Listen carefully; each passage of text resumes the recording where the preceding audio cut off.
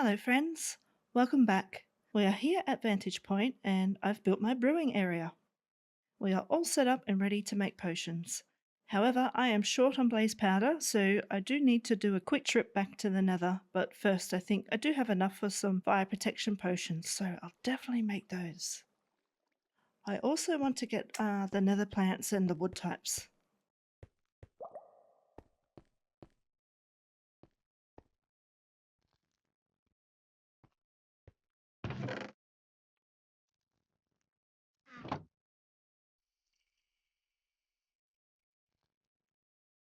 So let me grab this and that. Give me a bit, I'm going to make some potions.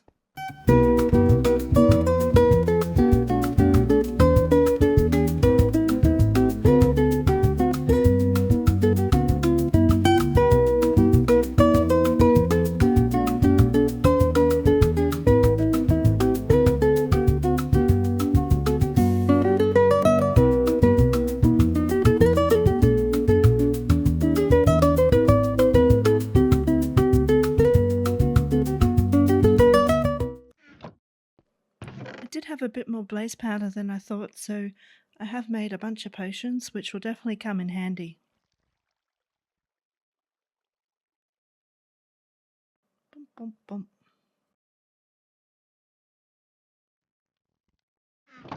Yeah, overall I'm pretty happy with my little brewing area. I've been using this eye blossom as a clock of sorts, which I think is pretty cool. Oh, one more thing. Have a look at this. I love secret doors.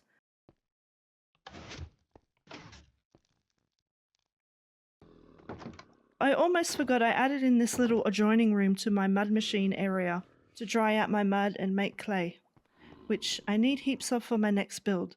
And underneath the floor is just a layer of dripstone drying out the mud. This is all I need for now.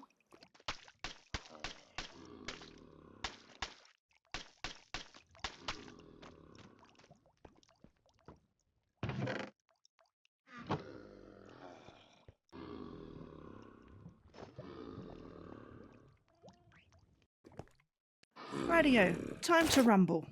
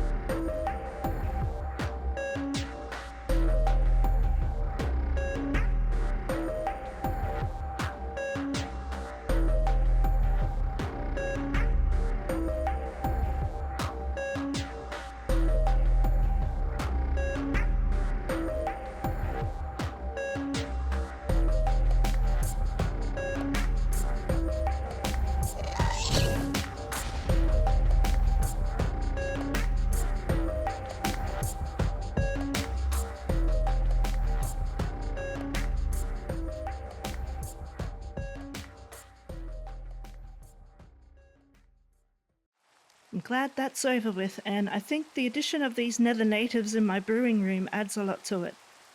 Now, last episode in my diary, I mentioned my need for diamonds, so I thought I'd better get a wriggle on and get a mine set up.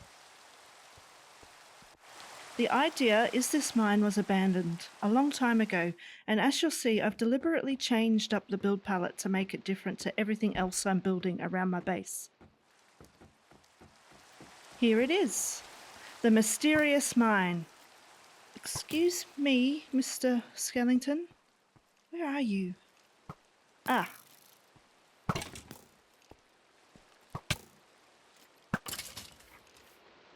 There we go.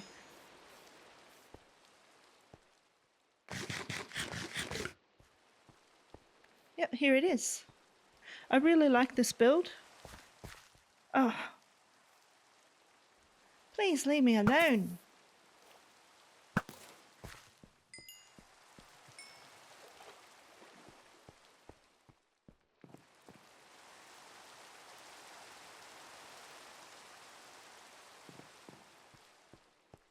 There's still a bit of work to do around this entrance, but all in good time.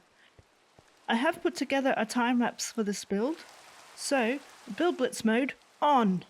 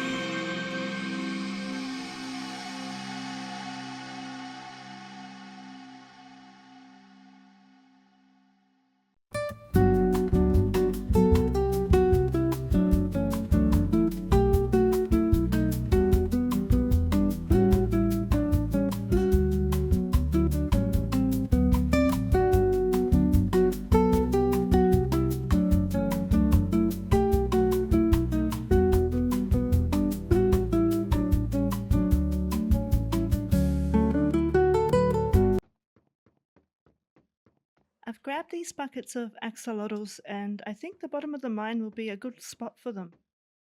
I've already made an accidental tropical fish farm down there, so yeah, there's heaps of them to eat. I am going to name tag them, but I believe once you pick them up in a bucket and place them again, they shouldn't despawn. You need to feed them buckets of tropical fish to breed them. These little guys are pretty ferocious too, so I might breed a bunch of them.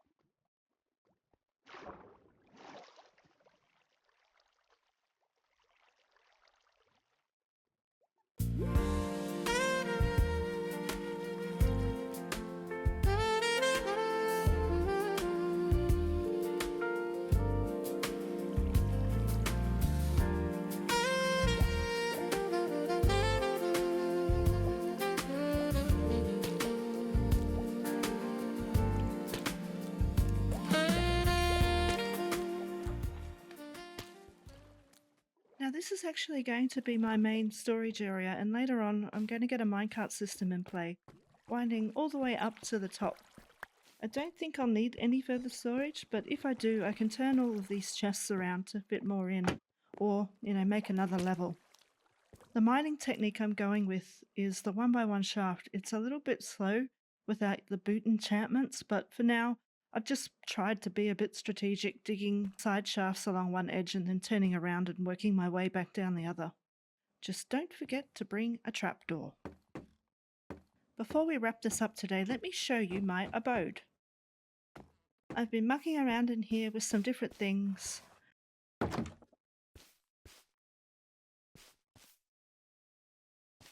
got this cool bed, a little aquarium,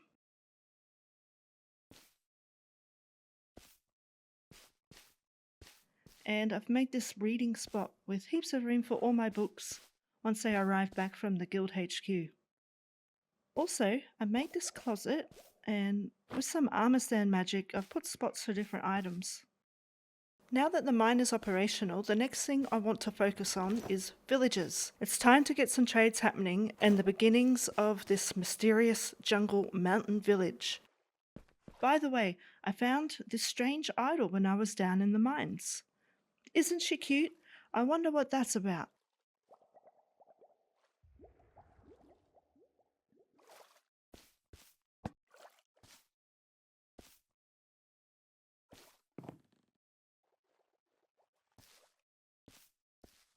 Until next time, keep charting chaos and crafting order. Bye!